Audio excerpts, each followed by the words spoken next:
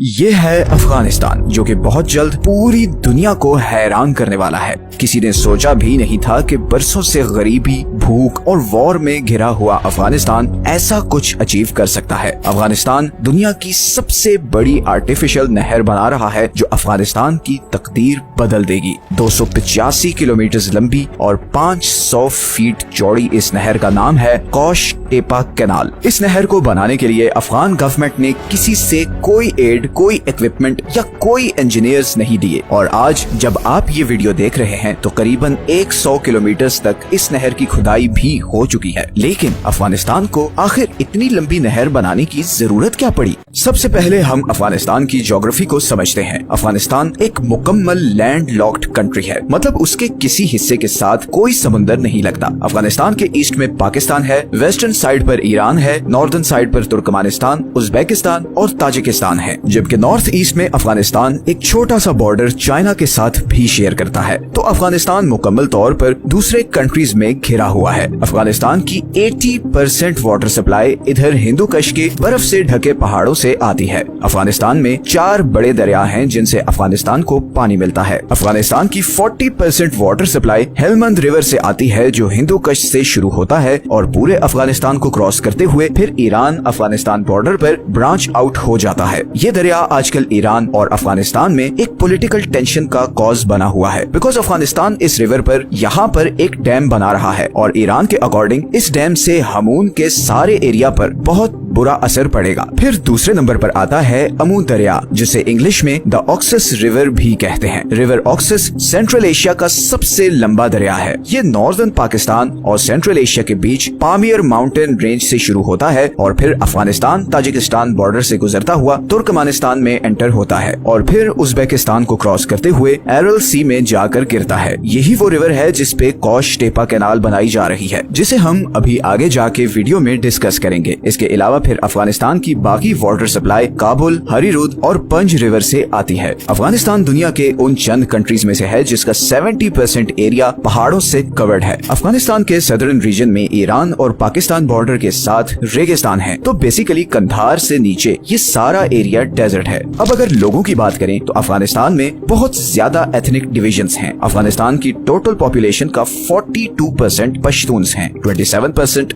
Tajik हैं, 9% हजारा और 9% ही Uzbek हैं और फिर बाकी अहमक, तुर्कमानी और बलोच वगैरह हैं। अगर हम हिस्टोरिकली देखें तो अफगानिस्तान सेंट्रल और साउथ एशिया का शायद सबसे इम्पोर्टेंट कंट्री है, बिकॉज यहीं से मुगल, तातारी, सूरी, गजनवी, अब्दाली और खिलजीज सब कॉन्टिनेंट में आए। अब अगर वापस अफगानिस्तान के वाटर सिस्टम पर आए तो ये सारे दरिया अफगानिस्तान की वाटर रिक्वायरमेंट पूरी करने के लिए नाकाफी हैं और इसीलिए अफगानिस्तान हमेशा से बहुत सख्त वाटर क्राइसिस का शिकार रहा है। लेकिन अमेरिका अफगान वॉर के बाद तो इसमें बहुत ज्यादा शिद्दत आ चुकी है। असल में अफगानिस्तान के इस सारे नॉर्दर्न रीजन में पानी की बहुत कमी है और इसी कमी को दूर करने के लिए अफगान गवर्नमेंट ने ये हल सोचा कि ऑक्सस रिवर से एक आर्टिफिशियल नहर बनाई जाए जो 285 किलोमीटर पर इस सारे नॉर्दर्न एरिया को पानी सप्लाई करेगी। इस कैनाल की मदद से करीबन 5.5 लाख एकड़ के इस खुश रेगिस्तान को लश ग्रीन खेतों में बदला जाएगा। पानी आने के बाद यहाँ पर गेहूं और दूसरे कई अनाज उगाए जाएंगे, बल्कि अफगान गवर्नमेंट तो ये एक्सपेक्ट कर रही है कि 2028 तक अफगानिस्तान यहाँ पर उगाई गई 50% वीट दूसरे कंट्रीज को एक्सपोर्ट कर रहा होगा। ये प्रोजेक्ट मार्च 2022 में शुरू हुआ। इसकी इनिशियल कंप्लीशन डेट तो 2028 थी, मगर जिस स्पीड से इस पर काम हो रहा है, एक्सपर्ट्स के मुताबिक 2025 में ही ये कैनाल कंप्लीट हो जाएगी। ये प्रोजेक्ट इतनी जबरदस्त प्लानिंग के साथ किया जा रहा है कि बड़े बड़े वेस्टर्न इंजीनियर्स और एक्सपर्ट्स हैरान रह गए हैं। इस प्रोजेक्ट को 3 फेजेस में डिवाइड किया गया है। पहले और दूसरे फेज में इस सारे रूट पर खुदाई की जाएगी और अभी तक 100 किलोमीटर के एरिया पर खुदाई कंप्लीट हो चुकी है। ये खुदाई करने के लिए 200 लोकल कॉन्ट्रैक्टर्स को हायर किया गया है और करीबन 7000 हॉल ट्रक्स एंड एक्सकेवेटर्स से काम लिया जा रहा है और ये सारा प्रोसेस जबरदस्त तरीके से मैनेज हो रहा है। ट्रक्स और एक्सकेवेटर्स लाइन में खड़े होते हैं। एक्सकेवेटर मिट्टी उठाकर ट्रक में डालता है।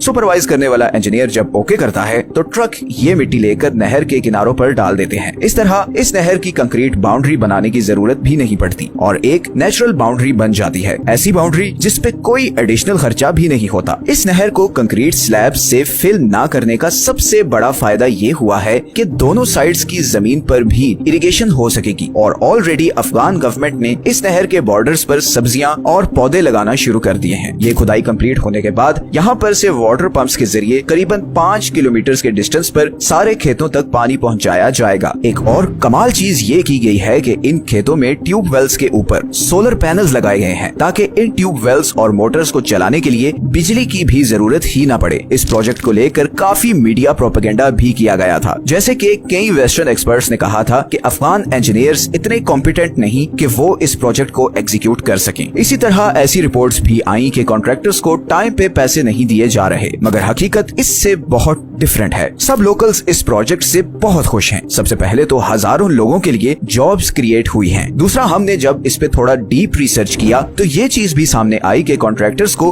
अगर टाइम पे पैसा ना मिलता तो ये प्रोजेक्ट इतनी स्पीड से आगे बढ़ता ही नहीं। इसके अलावा जौजजान, बल्ख और फरियाब प्रोविंस में रहने वाले भी बहुत ज्यादा खुश हैं, क्योंकि अब उनके एरिया में पानी आएगा, जिसके बाद वो खेती बाड़ी कर सकेंगे, खाना उगा सकेंगे और पैसा कमा सकेंगे। इस प्रोजेक्ट पे अभी तक सिर्फ एक प्रॉब्लम आई है और वो है तुर्कमेनिस्तान और उज्बेकिस्तान का इस रिवर पर क्लेम। इन दोनों कंट्रीज ने इस प्रोजेक्ट पर बहुत से क्वेश्चंस उठाए हैं कि कैसे ये नहर इन दोनों कंट्रीज में इस दरिया से आने वाली वाटर सप्लाई को 50% तक कम कर देगी। अफगान गवर्नमेंट और इन दोनों कंट्रीज में इस इशू पर बातचीत चल रही है। तालिबान इन दोनों कंट्रीज को कन्विंस कर रहे हैं कि अलमाती एग्रीमेंट ऑफ 1992 के अकॉर्डिंग अमू दरिया पर अफगानिस्तान का भी राइट है, और अगर तुर्कमेनिस्तान अपने फायदे के लिए इस रिवर पर कराकुम कैनाल बना सकता है तो अफगानिस्तान क्यों नहीं। कराकुम कैनाल दुनिया की सबसे बड़ी नहर है और इसे तुर्कमेनिस्तान ने 1988 में बनाया ताकि ऑक्सस रिवर से पानी लेकर कराकुम डेजर्ट में इरिगेशन की जा सके। इस कैनाल की वजह से तुर्कमेनिस्तान ने इस पूरे रेगिस्तान को सरसब्ज खेतों में तब्दील कर दिया, और ऐसा ही कुछ अफगानिस्तान भी करना चाहता है। अब यहाँ पर एक और इंटरेस्टिंग चीज ये भी है कि उज्बेकिस्तान और तुर्कमेनिस्तान अफगानिस्तान के लिए